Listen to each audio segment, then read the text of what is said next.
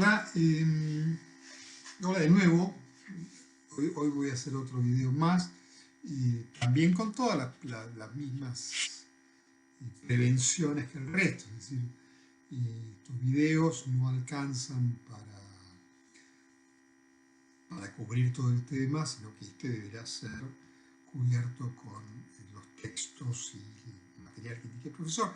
Yo no voy a seguir el orden, probablemente sea bastante caótico eso, porque ahora voy a hablar de un delito que está bastante más adelante, está en otro título, es el título de delitos contra la administración pública. Allí vamos a hablar también de otro delito, que es el cohecho, pero hoy vamos a hablar de encubrimiento, que es un delito muy particular, el encubrimiento. El encubrimiento, en principio, el bien jurídico protegido del delito de encubrimiento es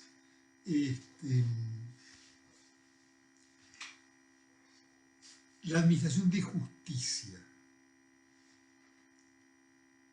Y la primera distinción que tenemos que hacer se vincula con la idea de que el encubrimiento originalmente, para las concepciones de autores muy viejos, incluso en la concepción actual del derecho anglosajón, es una forma de participación.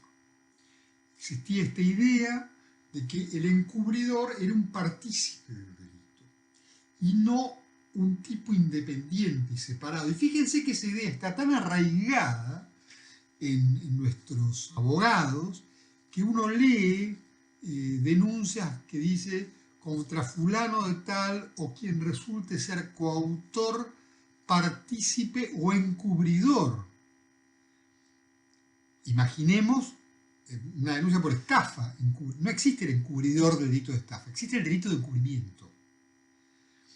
Les pido por favor a los que vean este video y a los que sean alumnos de mi cátedra que no repitan eso, que digan contra fulano de tal o contra quien resulte coautor, partícipe o instigador, pero no encubridor, porque es otro delito, con otro bien.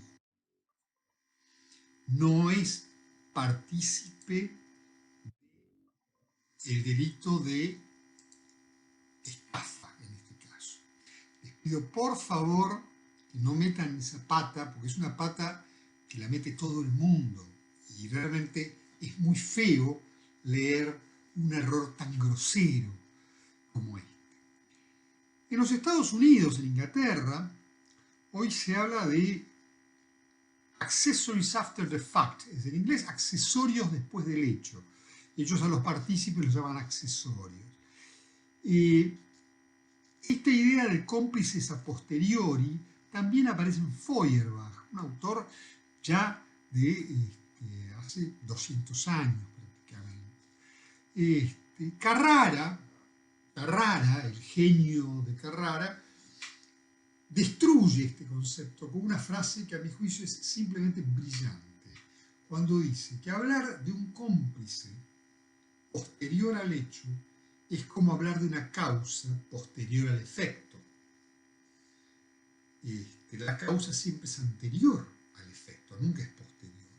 En consecuencia, yo digo mucho en consecuencia, el delito de encubrimiento es un delito independiente, autónomo, separado de la autoría.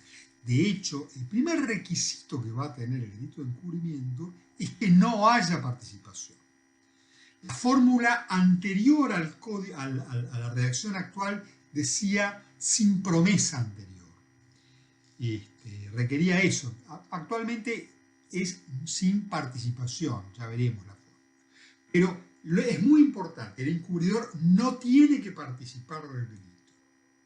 El encubridor no tiene que prometer antes el delito, porque si promete antes su colaboración, vieron esas películas en las que van a robar joyas, pero ya el comprador es el que se las encarga. Bueno, ahí ese señor es un partícipe o un instigador, pero no un encubridor. El encubridor comete un delito independiente y aparte. ¿Qué es un encubridor? Bueno, un encubridor puede realizar muchas conductas. O sea, hay muchos incisos en el artículo 277 que describen conductas diferentes. Pero lo primero que vamos a decir del encubridor es lo que dice Soler. Soler dice que el encubridor es un tipo que se entromete. Me parece brillante la elección de ese verbo, se entromete. Es un entrometido que se entromete con el fin de ayudar de una forma u otra al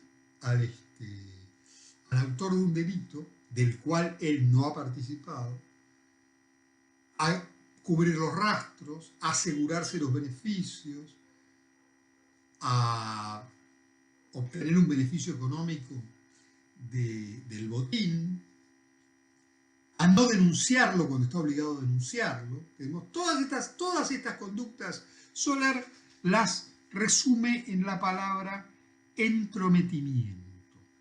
Es un tipo que se entromete y con ese entrometimiento en el curso de derecho está obstaculizando, está favoreciendo la impunidad, está favoreciendo de un modo u otro, está obstruyendo, pero me pasa que no me gusta la palabra obstrucción de justicia porque hay un delito, pero está interfiriendo, está entrometiéndose para interferir con la acción de la justicia en el esclarecimiento y castigo de un delito.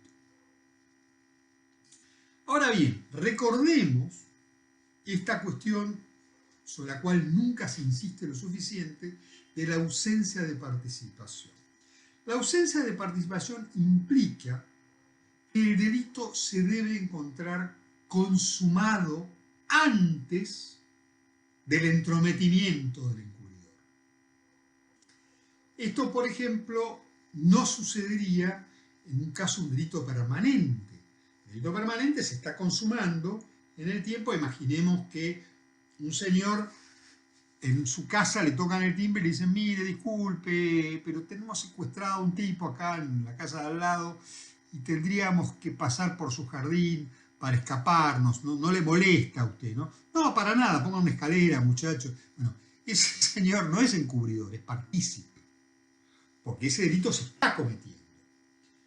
Entonces, la primera característica es que ese delito debe ser un hecho del pasado. Vamos a poner los dos requisitos clave. Primero, es un delito consumado en el pasado. Segundo, es un delito en el cual no ha participado y además no ha prometido anterior al hecho su intervención. Estas son las dos características que nos van a definir al delito autónomo, insisto con esto, de encubrimiento. Entonces ahora sí vamos a ir a ver cuáles son las distintas conductas que aparecen. Es un delito en principio, fíjense ustedes, en principio es un delito común.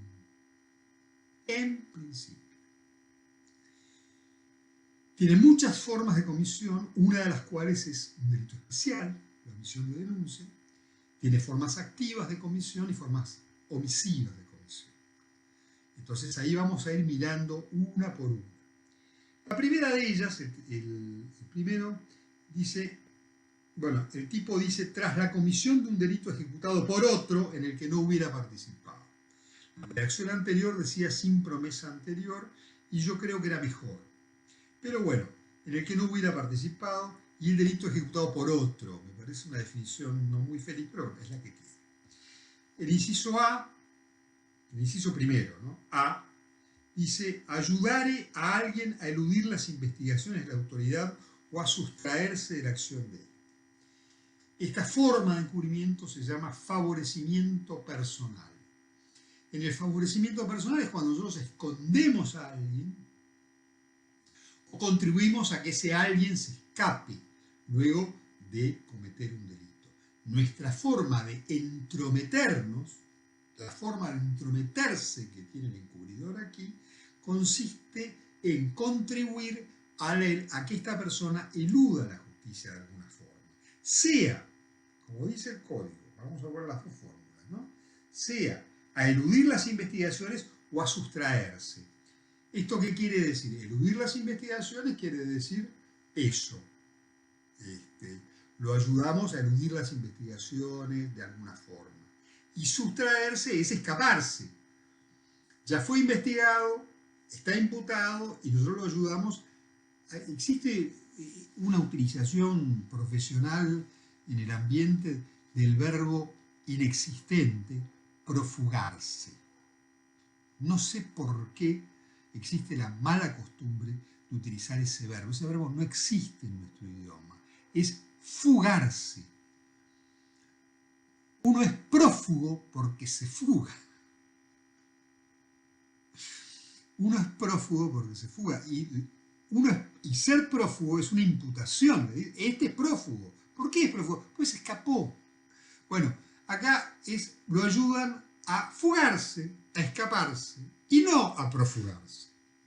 Pero esta es la condición. Eludir las investigaciones de alguna forma, y estamos hablando de a la persona. A la persona. Hay diferencias entre la persona y lo que no es persona. Es el inciso siguiente. El inciso siguiente, ocultare, alterare o hiciere desaparecer los rastros, pruebas o instrumentos del delito, o ayudar al autor o partícipe a ocultarlos, alterarlos o hacerlos desaparecer. Esto se llama favorecimiento real. Favorecimiento real. Entonces tenemos que el favorecimiento personal, yo ayudo a una persona a eludir la acción de la justicia o a sustraerse o a escaparse. En el favorecimiento real, yo me ocupo de cosas, por eso es real. ¿Y qué son esas cosas? Huellas, pruebas del delito, objetos del delito, distinta clase de cosas que yo ayudo al partícipe de un hecho, al autor de un hecho, a esconderlas, ocultarlas, destruirlas. Esa es la contribución, ¿no? Y eso es el favorecimiento real. El inciso C dice: adquiriere, recibiere u ocultare dinero, cosas o efectos provenientes de un delito. Esto se llama receptación. La figura tradicional es la figura del reducidor, la figura de una persona que su intervención en el delito consiste en sacar un provecho económico, él adquiriendo, recibiendo o ocultando los bienes, objeto del delito, los productos robados o hurtados, y de esa forma él recibe estas cosas y obtiene su beneficio. Esto se llama receptación. Entonces tenemos favorecimiento personal, favorecimiento real y receptación. Estas son las tres formas clásicas de el delito de encubrimiento en su fase activa. Y esas tres formas clásicas son, primero, delitos comunes. Los puede cometer cualquiera. Segundo, delitos activos, delitos activos. Por supuesto, todos ellos son dolosos. Y el dolo consiste en el conocimiento del delito anterior. Del delito que yo estoy encubriendo. Este es el dolo específico de este delito. Ahora bien, tenemos otra figura, que es el inciso D, que dice: no denunciare la perpetración de un delito o no individualizar el autor o partícipe de un delito ya conocido cuando estuviere obligado a promover la persecución penal de un delito de esa índole. Acá tenemos un tipo omisivo, porque consiste en la omisión de la denuncia, se llama así, omisión de denuncia, y es especial, porque solamente lo puede cometer aquel que está obligado a denunciar o a perseguir. ¿Quiénes son los obligados a denunciar? Bueno, entonces vamos al Código Procesal Penal, el artículo 177 del Código Procesal Penal, yo lo agarro por las dudas para no citar de memoria sin equivocarme. El artículo 177 dice obligación de denunciar y nos dice que tienen, en primer lugar, la obligación de denunciar los funcionarios o empleados públicos que conozcan de los delitos, que los conozcan en el ejercicio de sus funciones.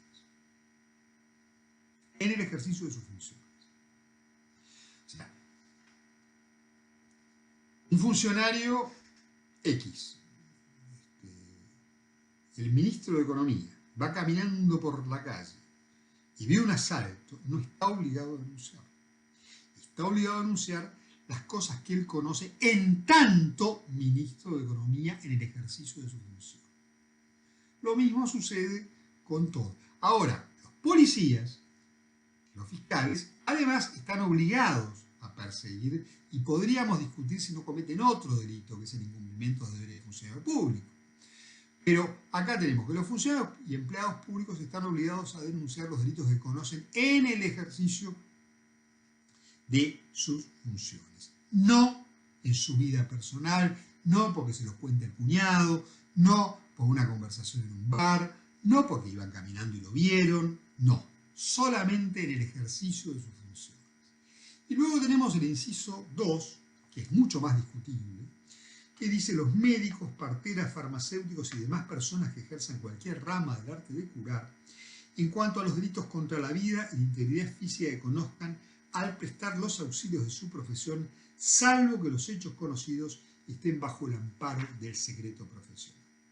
Bueno, acá tenemos también, vemos que el delito es especial. La omisión de denuncia solo puede ser que está obligado a denunciar. ¿Y quién está obligado a denunciar? Los funcionarios, empleados públicos y los médicos, parteras y cualquier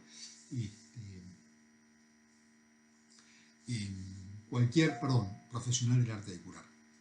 Ahora bien, acá se limita, no a cualquier delito, solo a los delitos contra la vida y la integridad física. Esto quiere decir delitos de homicidio, aborto y lesiones, en sus variantes. La pregunta es, ¿están abarcados los culposos? En principio no distingue la ley, donde la ley no distingue nosotros tampoco tenemos que distinguir. Pero luego dice, salvo que los hechos ingresen en el secreto profesional. Y acá tenemos un delicadísimo equilibrio, y es, ¿cuándo ingresan en el secreto profesional? Bueno, primera regla, cuando el paciente dice no quiero que se entere nadie. Esto es el usted y yo. Además tienen que atenderlos. Yo no sé por qué están los farmacéuticos no atienden, pero no importa. Están las parteras por el delito de aborto, básicamente. Pero que los tienen que atender. Entonces, la primera salvedad que hacemos es cuando el paciente le dice, yo no quiero que usted denuncie. La pregunta que nos hacemos es qué sucede, y esta es una pregunta, yo la dejo en el aire, yo tengo mi respuesta, yo les voy a dar mi respuesta, ¿no? ¿Qué sucede con los médicos de los hospitales públicos, que a su vez son empleados públicos?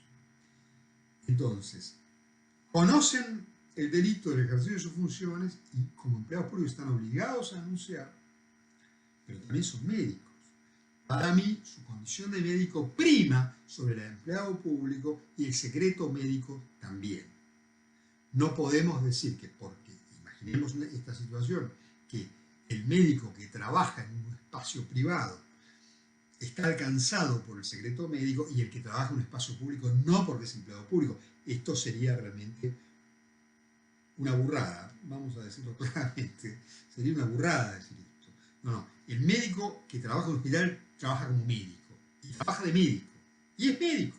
Entonces está alcanzado también por el secreto médico. Es muy delicado el equilibrio entre lo que es el secreto profesional de lo que es, en este caso, la obligación de denunciar. La ley de ejercicio de la medicina prácticamente nos obliga a denunciar cualquier cosa. Pero aún así, tenemos que recordar que hay un secreto médico.